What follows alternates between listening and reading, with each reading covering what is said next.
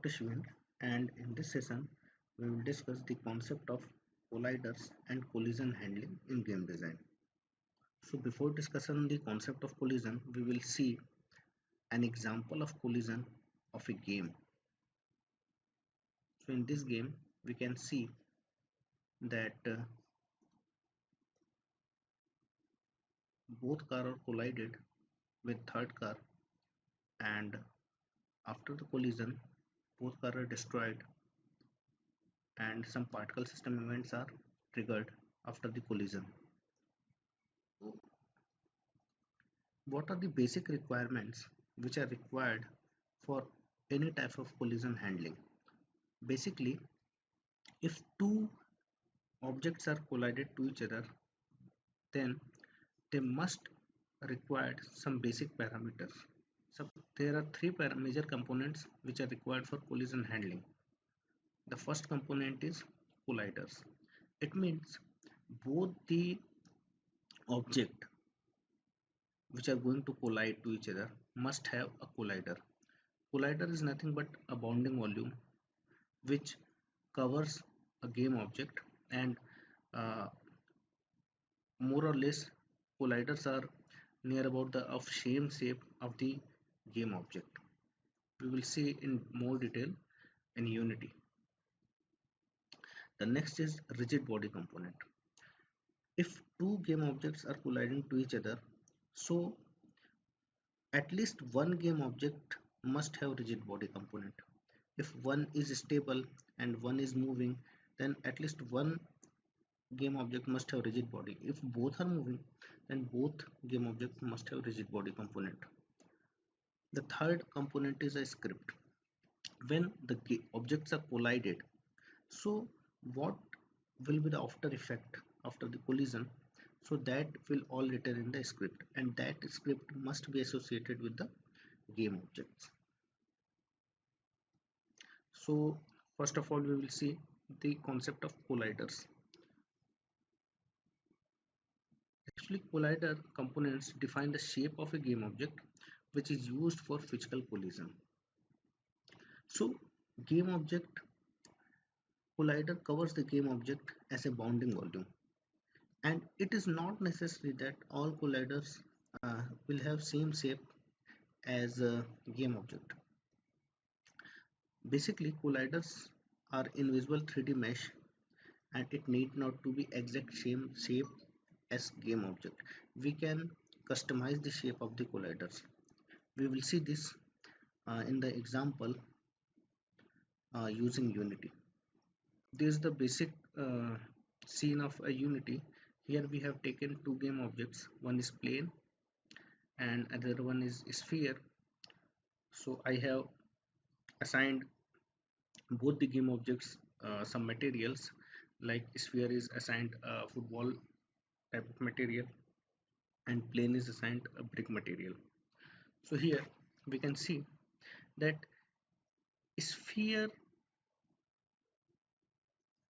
has by default a sphere collider associated with it.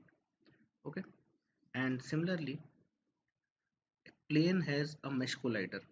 Okay, it means both the objects has first component, that is collider.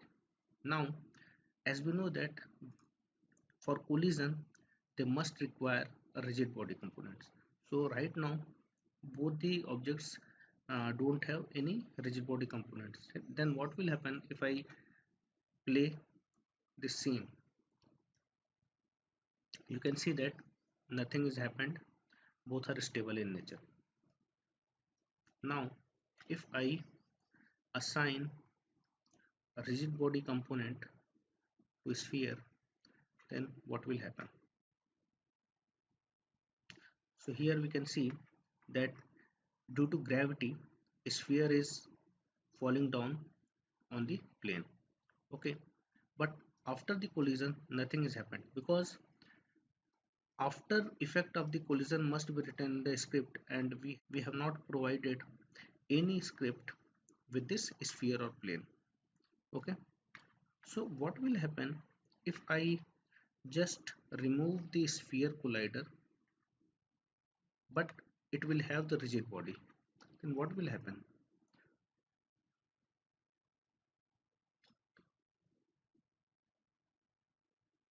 Oh, we can see that this sphere passes through the plane.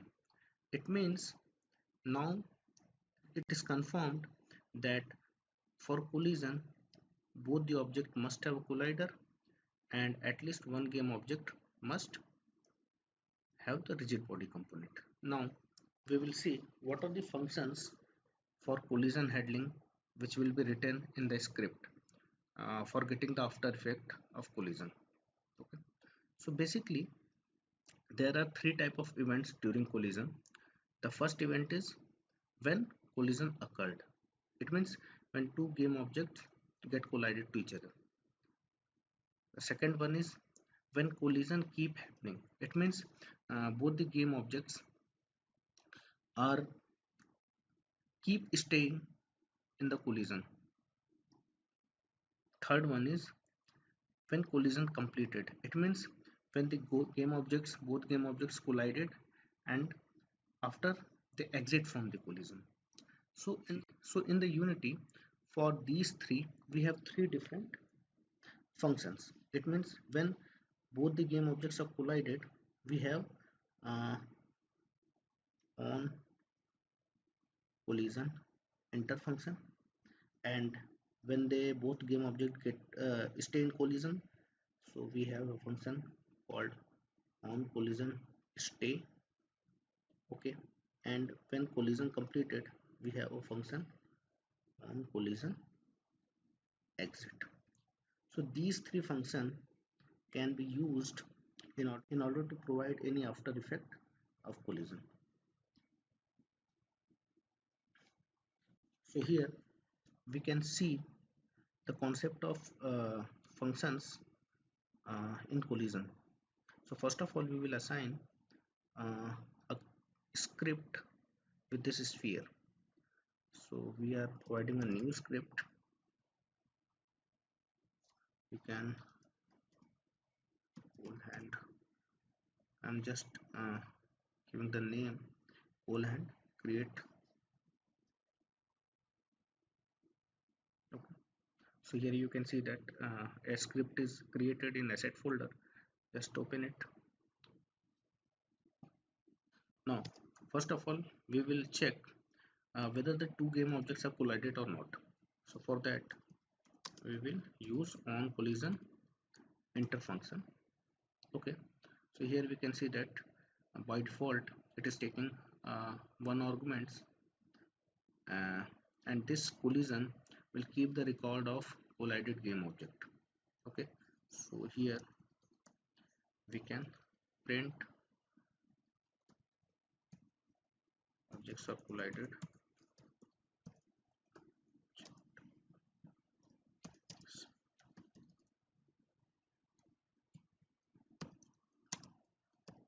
with.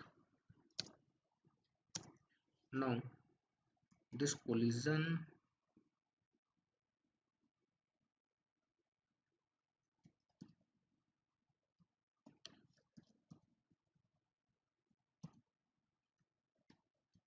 here I am printing the name of the game object which is collided with the sphere. Okay, so now if I run this game scene, what will happen?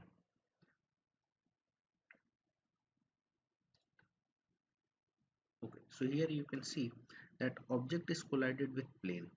Okay, so this sphere is colliding with the plane, and here we are getting a message. So this is only because of on collision inter function. So in this function you can write anything which you want to happen after the collision. Okay, suppose uh, I'm assigning a physics material to this particular game object.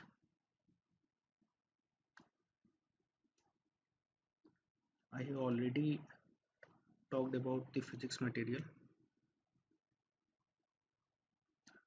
Here I am customizing some values.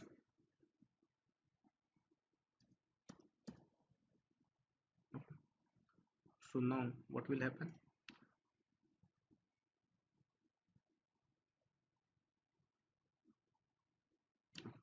So here you can see that this football or sphere is bouncing after the collision.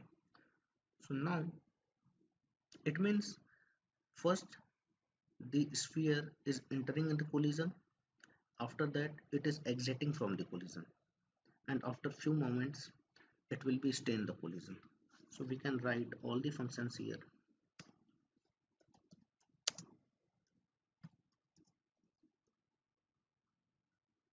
Collision stay and collision keep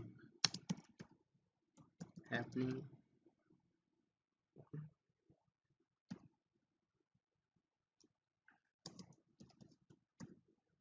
on collision exit and exit from collision. Okay, now we will see. Now we'll see what is happening after writing all three functions.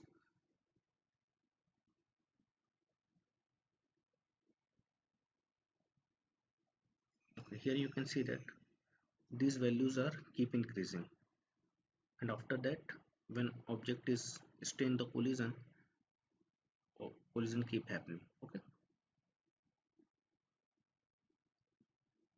we can again replay it.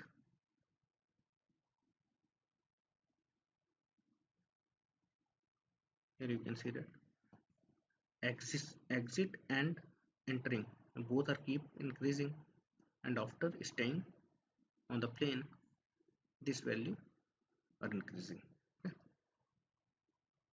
As I already told and demonstrated you that both the game object both the game objects which are colliding to each other must have a collider, and we have studied that colliders are 3D mesh, 3D invisible mesh, which is nothing but the which is same shape as the game object. So here we can see that sphere. If I will go to the sphere collider, here you can see that we have an option of edit collider. Okay, when you will click here, you can see that collider is appeared. Now you can edit the shape of the collider. So suppose I am just increasing the shape of the collider like this. Now what will happen? This collider will not be appeared in the game mode. So when you will play the scene,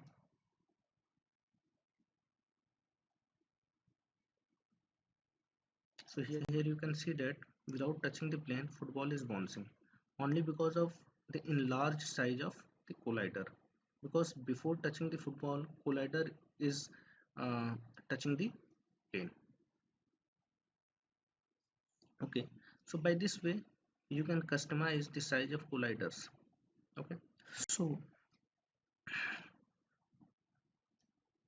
trigger events are similar to the collider events which is present in the Unity game engine. Basically, triggers are colliders that are capable of executing the script when a collider touches the trigger or exit the trigger. So we can understand the concept of trigger by the simple example. Suppose I want that in a game, when a person passes through a door, my game engine will get informed that someone has passed through the door, because in that case it is possible that there will be no collision. Okay, if door will be open, so trigger will be very helpful in such type of scenario where without collision, how we will know that two game objects has passed through each other.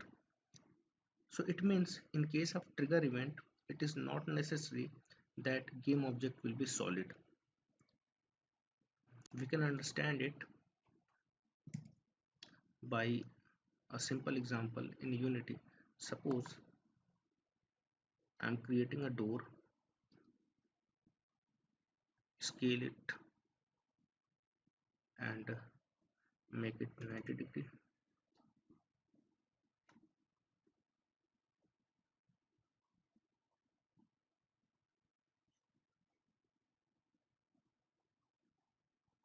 Again duplicate another cube,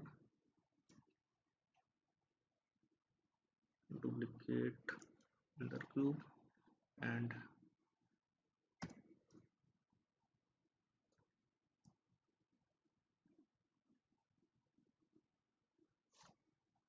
so here we can see that this structure is looking like a door.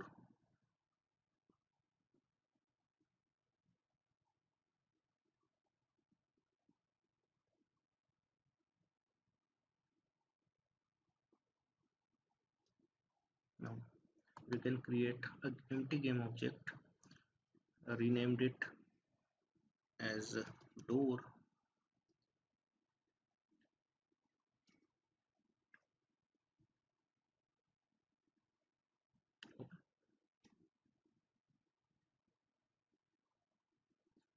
Now what we have to do, just go to the door and suppose I am taking this cube, go to the edit collider, and what we have to do, we have to just customize its collider. So here we can see that we have just expanded the collider so that when any game object passes through this collider, we get informed that collision is happening. Now you have to just enable is trigger.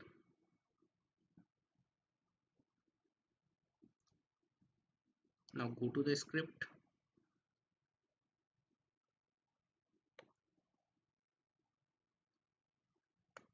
just like the collision we have three functions like on collision enter, on collision stay, on collision stay. Similarly we have three functions for trigger: on collision, on trigger enter, on trigger stay, and on trigger exit. So here we will see on trigger enter function, print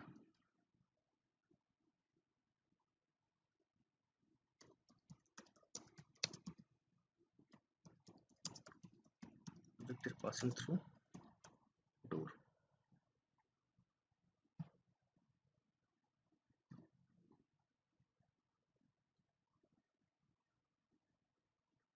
Okay,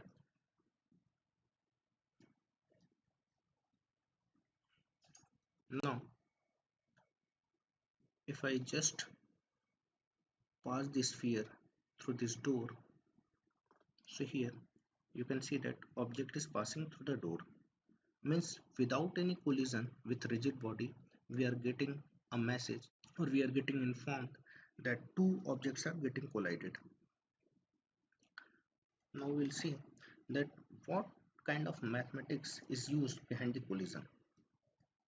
Basically, before understanding the 3D collision, we must have the concept of 2D collision. So any game object in 2D is consist of some primitive structures like a circle, rectangle or box, line, point.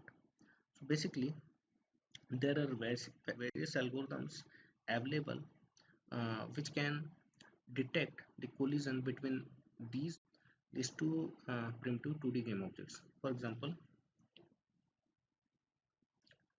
circle circle intersection. Okay, similarly circle point intersection, box box intersection, line box intersection. Okay, circle box intersection. So there are various varieties of the algorithm present in literature, and here we will learn few of them. So suppose uh, we have two game objects in the form of circle. game object A and B, and the radius of game object A is R1 and the radius of game object B is R2, and the distance between both the center is D. So if R1 plus R2 will be greater or equal to D, then we can assume that there is collision between these two game objects. Similarly, so this is called circle circle collision or circle circle intersection algorithm. Similarly, if we have a box or rectangle, so a box can be represented by two diagonal coordinates. Suppose this is x1 y1, this is x2 y2, and if we have a point xy, so if this point xy will belong between x1 y1 and y belong to between y2 y1 y2, so we can say that collision is happened. So this case may be in any shooting game, and this point may be a bullet. So this is nothing but the box point collision or box point intersection. Similarly, if we have two boxes, one box can be represented by x1 y1, x2 y2, and this is suppose x3 y3 and x4 y4. So if both the boxes have overlapping ranges, it means x1 x2 and x3 x4, if both have some overlapping values, or y1 y2 and y3 y4 have some overlapping values, so we can say that both the rectangle are getting collided. So this type of intersection is called box box intersection. So there are various other methods available in literature which are used in any game engine for detecting the collision.